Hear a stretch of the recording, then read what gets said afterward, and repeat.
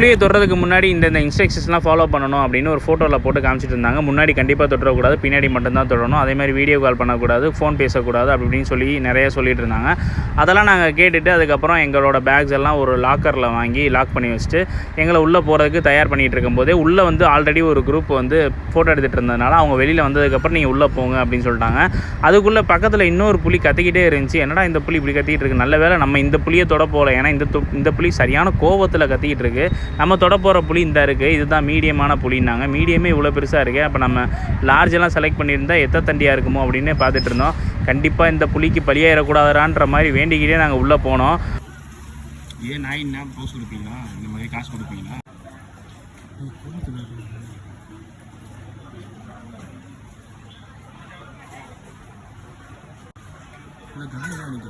ஆனால் உள்ளே போய் அந்த புலியை தொடுற வீடியோவை நான் அடுத்ததில் போடுறேன், கண்டிப்பாக பாருங்கள்.